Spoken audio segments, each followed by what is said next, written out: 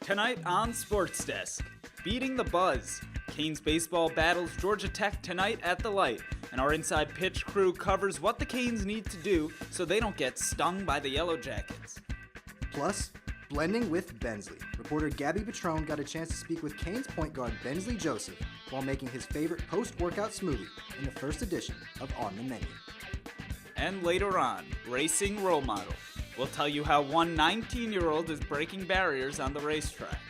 All that and more. SportsDesk starts right now.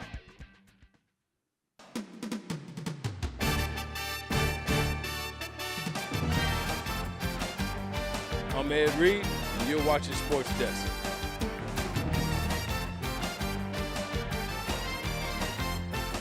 Hi, I'm Jim Kelly, former guy. You're watching SportsDesk. What's up? I'm DJ Williams, and y'all watching SportsDesk.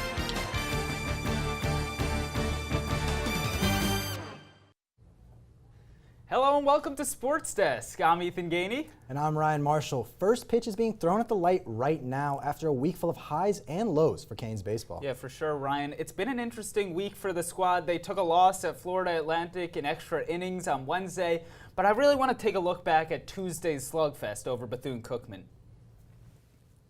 Tuesday night, the Canes took on Bethune-Cookman, and Miami rode the momentum from their series win against UNC into a big 12-6 win at the Light against the Wildcats. Let's take a look at those highlights. All right, well, let's pick things up in the second inning. That pitch is to Carlos Perez, and he drives that one deep to left field, and it's out of there. Two-run home run. Now the next at-bat, it's Lorenzo Carrier. He says, if you get a home run, I get a home run. He goes yard, same spot. Out to left field, it's 5-0 now. Into the third inning now, and it's more of the Canes. Carrier again, this drive out to left field. Is that one going to go too? No, that's going to go off the wall, actually. But it's going to clear the bases. Another 3 RBIs for Carrier. Now the bottom of the fifth, Blake Sear says, I want to turn. Let me hit that ball out. And he does too. They're all going out to left field. It's a slugfest. Now, end of the game. Final swing is a pop out for Bethune-Cookman, goes to center field, and Miami ends up taking this Tuesday night game by a final score of 12-6. And this past weekend, Canes baseball shined up in North Carolina, but can they do it all over again against Georgia Tech? Our inside pitch crew is here with the answers. Guys? Hello and welcome to this week's edition of Inside Pitch. I'm your host, Olivia Howell, here with a very special analyst, Gavin Bischow. Thank you for being here today. Well, Olivia, it is great to be here, especially in a crucial part of this Miami Hurricanes baseball season. Excited to get into it. Yeah, Gavin, it's been a crazy week of play for the Canes, but let's start with the positive side of things. The Canes snagged the series win against the Tar Heels this past weekend, but what were their biggest strengths on the hill? Well, I had to say that their biggest strengths has to come from their biggest player, that being Lorenzo Carrier. He's gotten a lot of opportunities over the past week or so, and he has shown it. This is a home run he had on Thursday night. First game of the series in that one, an absolute moonshot. He's had 3 home runs since that game with 7 RBIs, batting .438, and had multiple home runs in that UNC series to help decide a couple games for Miami. Another home run against Bethune-Cookman right there. And also, this offense has turned it up a notch. Not only with the long ball, they lead the ACC with home runs, 75, 8 more than the next team, but how about the small ball? Dario Gomez, a suicide squeeze bunt to score. Jacoby Long was the game-winning run in that first game against UNC. The bats are hot, the team's hot. Now just see if the pitching could come after it. Yeah, Gavin, we'll have to see, but let's get to the less fun side of the conversation. The Canes fell to FAU in 11 innings just the other night. What do they need to do before going into the battle against Georgia Tech? Well, 2 evident problems in this week's past midweek games was the relieving and the fielding. We'll start with the relief. The bullpen has been struggling. They've been struggling to close out innings. Coach Gino DeMari has been using more and more arms out of the pen that he doesn't want to use, exhausting them, and that's a struggle that Miami's had over the past couple weeks. And the fielding. Against Bethune-Cookman, the middle infield was not solid at all. Throws were low, fielding was very sloppy, and then also 2 errors against FAU led to 2 unearned runs was the difference against the Owls in the loss to them on Wednesday. Yeah, Gavin, it'll be interesting to see what happens, but it's time for the first ever edition of Bishow's Bets. Take it away. Well, CJ Kafis has struggled, a little bit of a rut, 4 hits in 8 games. Not what you want to be a leadoff guy, but he has historically done well against Georgia Tech. I think he gets over 3.5 hits against the Yellow Jackets this weekend. Next, Miami's offense. I talked about it earlier, how it's been hot. They're going to need it to be hot against Georgia Tech after they exhausted all those pitchers. I think they go over 19.5 runs. And then Alejandro Rosario has had some lengthy starts. They're going to need him on Saturday. I think he goes over 5 innings pitched. Well, thank you for being here, Gavin. That's all the time we have. Back to you guys at the desk. Liv, thanks guys. And the Canes and Yellow Jackets are going at it right now here in Coral Gables at Marklight Field. Reporter Embrick Isles is live at the light for the game, but Embrick, there's something I have to ask. I see you have a dog with you. What's up with that? Ethan, it is a special night here at Marklight Field, as it is Bark in the Park, as fans are able to bring their dogs inside to the light. I'm here with my friend Hank, a 6-month-old lab, as he's one of the many few dogs that will be able to get to go inside today. Also, fans are greeted with this if they were one of the first 100 to bring in their dog, a nice pop-up dog water bowl. A section filled all of dogs and only 4 dogs, as the Canes are going to look to win tonight against Georgia Tech. But if they don't, they're going to get to see these cute furry friends. Reporting live for UMTV, I'm Embrick Isles. Coming up, reporter Gabby Patron took a trip to the kitchen with Canes basketball star Bensley Joseph. See what the two cooked up next.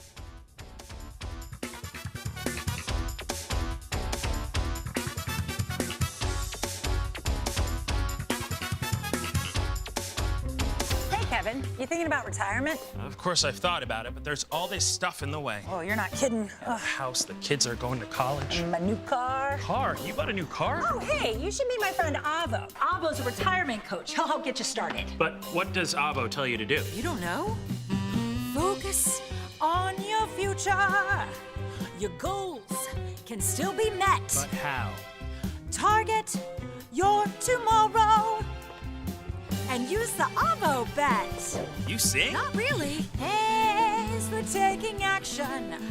Start off with a plan. You built these letters? Yep. V is for variety. There's so many ways you can. I follow you. Come on.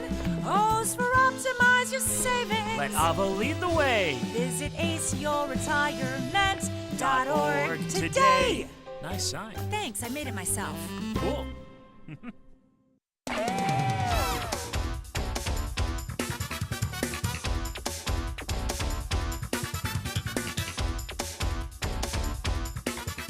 Breaking news on social media this week. One Miami star is saying goodbye to Canes fans, and our host Niles Nassim is in a sling. Niles is here to explain all of this and more on this week's edition of Behind the Post. Ah yes, let's address the elephant in the room. I'm injured. But did you think I would miss the chance to be out of pocket like my shoulder is out of its socket? So no need to worry or pity, because I'm still feeling quite spiffy. So get ready to lock in with me for the most electrifying segment on TV. With me, Niles Nassim, your host with the most. So when you see me on screen, it's time to go behind the post. It's so hard to say goodbye. Yes, there is something wrong. My guy Isaiah Wong announced this week that he will not be returning to Miami next season and is entering the draft. Wong had an incredible career here, cementing himself as a true legend. From game winners and mega jams to Final Fours and proving that this Canes team wasn't a scam. Thank you, Zay, for creating so many lasting memories for our program. Well done. We wish you continued success at the next level. This is your time, so go be great. And grab your rackets and start swinging, because our men's tennis team is rocking and rolling at the ACC Championships. The men are riding off the momentum of their successful season, winning over 60% of their games and going undefeated at home. It's not every day that we get to show this team some love, so tune in and watch some high-level tennis. And finally, volleyball is ending their season with a bang. The Canes smacked FAU, beating them in 4 sets, getting the W. Now, you already know that our women are hardworking and incredible, so it's no question that they deserve to have some time just to have some fun. So thanks to our very own Alanis Vieira for giving us a sneak peek on how the Canes wind down on a successful spring season. Make sure you check it out on TikTok. But well, that's all the time I have for you this week. Always remember, be blessed, don't stress, because you can find me right here on SportsDesk. I'm Niles Nassim, and I'll see you for the final time next week. Canes basketball has faced a significant loss to its roster on the men's side, but also lots of new faces are making their way to the 305. Our Hurricane Hang Time crew is here to bring you the latest. Thanks, Ryan. Hello and welcome to Hurricane Hang Time. I am your host, Julia Carullo, joined by Wrigley Court and Jake Baum. Let's hear it for Canes Hoops because it is time to ball. Wong is gone and we are all clearly in agony. Jake, Isaiah Wong is officially declared for the NBA draft, joining Miller. What are some of your thoughts? Well, any hope of Isaiah returning are long gone. Unfortunately, I don't blame him, though. Who wouldn't want to play in the NBA? No need to fear for this lineup. You guys still guys like Nigel Pack, Norchad O'Meara, Wooga Poplar, Bensley Joseph, last year's six-man, should be in that rotation full-time now. And let's not forget A.J. Casey. 6'10", something that Canes really needed was height in that end of that tournament run. Also shot 33% last year towards the end of the year in his limited play. Jake, not too much is known about incoming transfers or recruits, but what are some things that we do know? One guy I want to highlight is Michael Nwoko, all the way coming from the Great White North, Canada, that is. In the FIBA tournament where he played for Canada, averaged 12 points and 8 rebounds per game, also standing at 6'10". Again, height being such a much-needed factor for the Canes, should get it with Nwoko. That is right. Canes Hoops lost a lot of talent this year as well. But Wrigley, can you tell us more about the reinforcements coming in on the women's side? Is this the Krusty Krab? No, this is Patrick. Jada Patrick, coming in from Columbia, a soon-to-be fifth-year guard. Hopefully she can add some experience to a Canes women's hoops team that has lost Destiny Harden and the Cavender twins. And the Canes are bringing in another new face into their guard rotation. Wrigley, could you talk more about that as well? Well, Julia, they're actually bringing in two new names. Allie Steadman, a two-year starter at Pepperdine, averaged 16 points a game last year, and Lamaya Hilton didn't get much playing time in her first year at Arizona, but she was a four-star recruit coming in, and she brings some size to the team, hopefully some versatility as well. That is all the time we have for today. Thank you, Wrigley. Let's send it back to Ethan at the desk.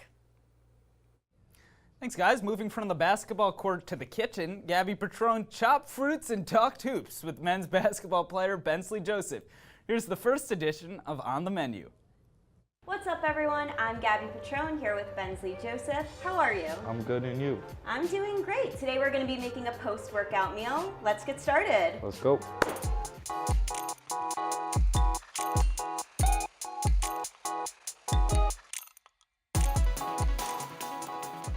What is on the menu today?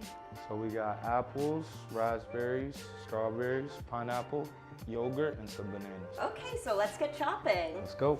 While we're cutting these strawberries, I'm going to be doing some basketball superlatives with you. I'm going to ask you a most likely to question, and you're going to tell me who on the team you think is most likely to do the given prompt. Okay, let's do it. Who's most likely to win a hot dog eating contest? I would have to give that to D-Lo. Who's most likely to become president? Me. Good choice. Who's most likely to go on Dancing with the Stars? Wooga. Ooh, he's a good dancer. He's a really good dancer. I need more of his moves. Who's most likely to always have the best dad jokes? Jordan. Who's most likely to adopt an entire shelter of dogs? Probably Isaiah. No way! Yes. I'm with him on that. He has a dog as well. Who's most likely to have a talk show? Probably Norchad. He has an accent, so I feel like it would be really funny. I have one final question, which will be a great way to lead into the bananas. Okay. Who is most likely to slip on a banana peel? I would say Thomas. Is he a bit clumsy? A little bit, but he's gonna get mad at me for saying that. I saw you dancing with Coach L. I did. You know, here when we win big games and Coach L is excited, you know, dancing is the best way possible to, you know, sum up a victory. Okay, it's time to blend. Cheers to basketball. Cheers to a great season. This smoothie is delicious. I'm actually gonna go and run and give this to Coach L right now, but thank you so much for being here today. Thank you for having me, appreciate it.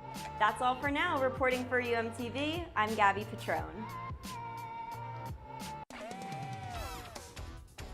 Up next, Manny Nacarado learns how to serve, set, and spike from the club volleyball team. Find out if he can put all the basics together when we come back.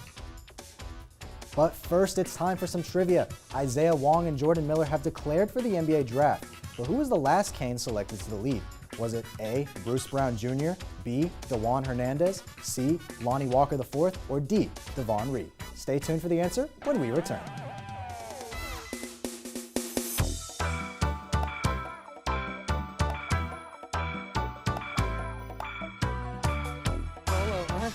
chance high five. All right. When you adopt a shelter pet, you discover all the things that make them unique. And your mother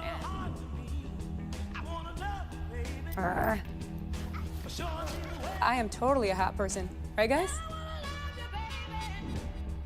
Thanks for being honest. They're a little bit of a lot of things, but they're all pure love. Adopt pure love at theshelterpetproject.org.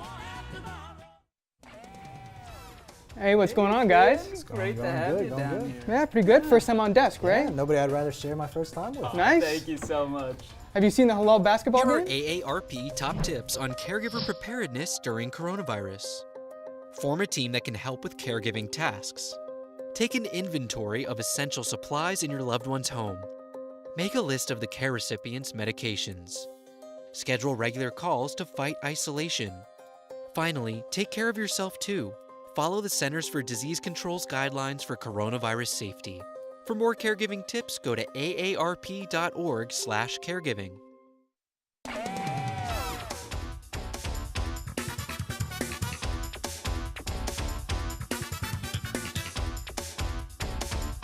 Welcome back. If you guessed B, you got it. In 2019, DeJuan Hernandez was selected 59th overall by the Toronto Raptors. He spent just 1 year in the NBA and currently plays abroad in Venezuela.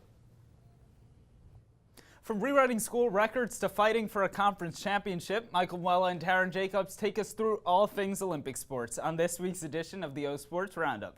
Guys? Thanks, guys. Welcome to episode 10 of the O Sports Roundup for spring 2023. I'm Michael Muella. And I'm Taryn Jacobs. Mike, I hear you have some records on the track this week.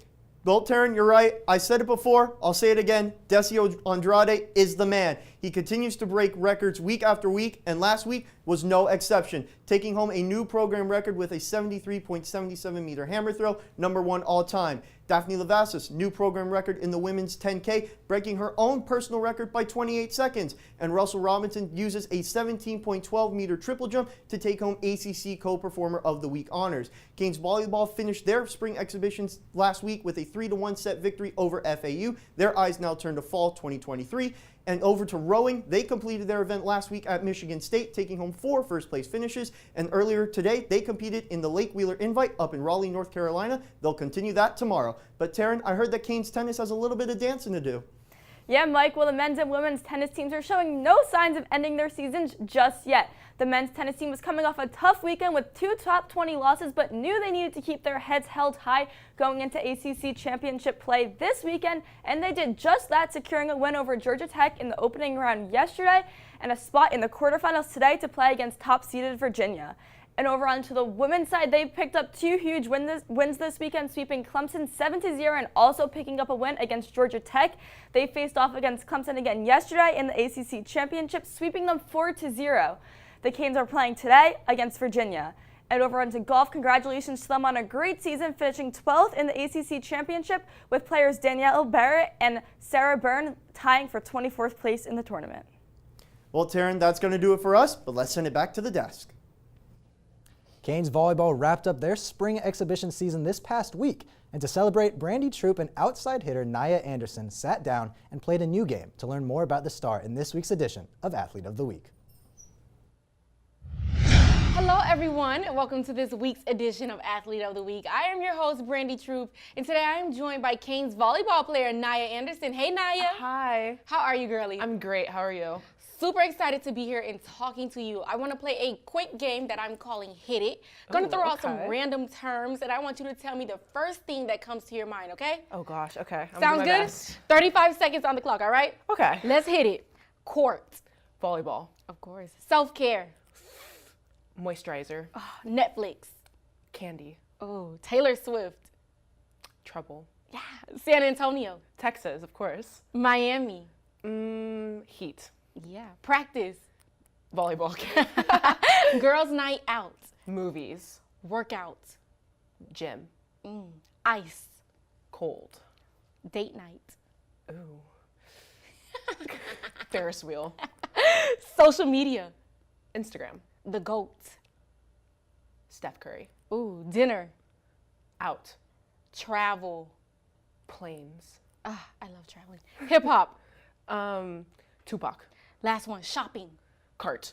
Oh, that was so good. Oh my gosh. You got very creative with those answers, let me tell you. Thank you. Naya, you are doing your thing with the Canes volleyball team. How are you enjoying being a part of the team? It's so much fun. I feel like over the past 2 years, I've grown very close with everyone, and I'm just really happy to be a part of something, big. How can you explain the dynamic that is amongst you and your team members? Oh, I feel like everyone kind of understands each other. We have a really big support system throughout the team.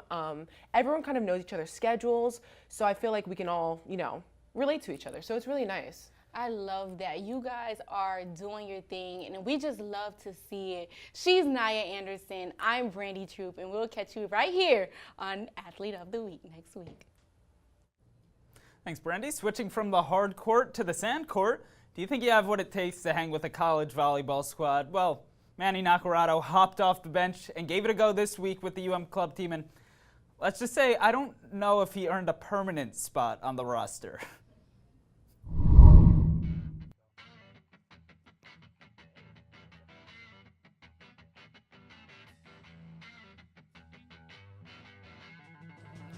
What's up, Sports Desk? I'm Manny Naccarato, and welcome back to Off the Bench. And today, I'm here with Nicholas Lamadres, co-president of Club Volleyball, and we're here to talk about some V-ball. So, Nick, you guys just came back from a tournament in Kansas. What was that like?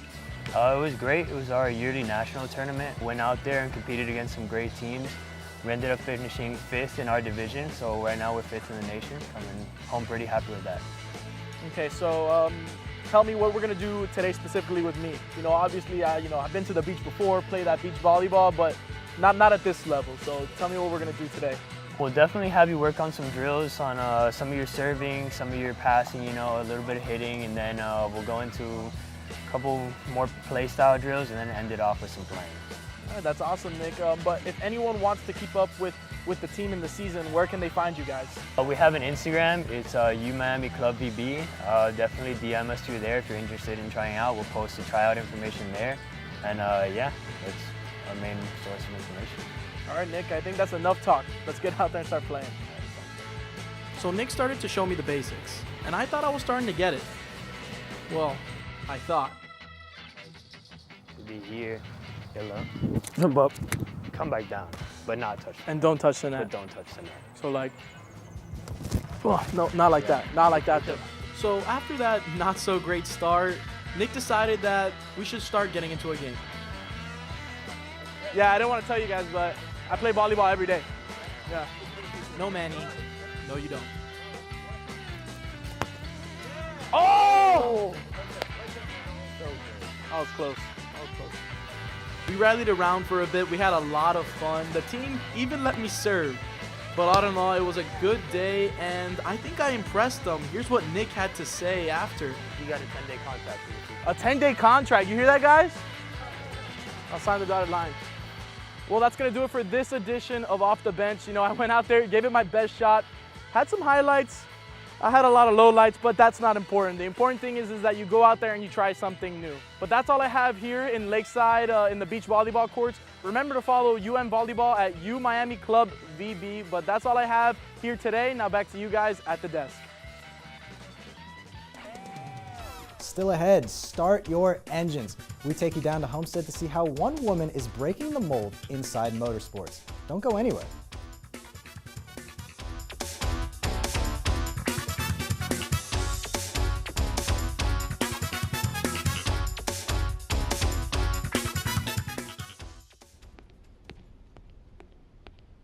There.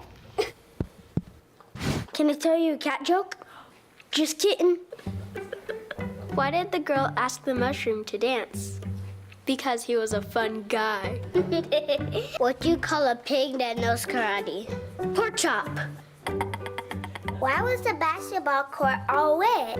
Why? Because the players kept dribbling all over it. Can I tell you another one? So how does a tissue dance? Put a little boogie on it. What's Beethoven's favorite fruit? Banana. What is a boxer's favorite drink? Fruit punch.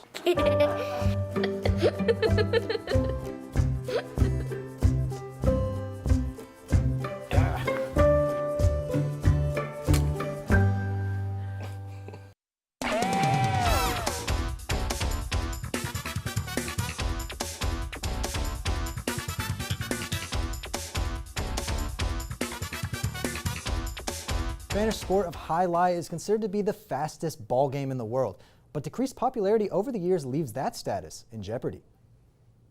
The Magic City Casino is the world headquarters of jai alai, and the Magic City Fronton or Arena is the only one left in North America. But for the past 5 years, former University of Miami athletes have banded together to keep the sport alive in Miami and around the world.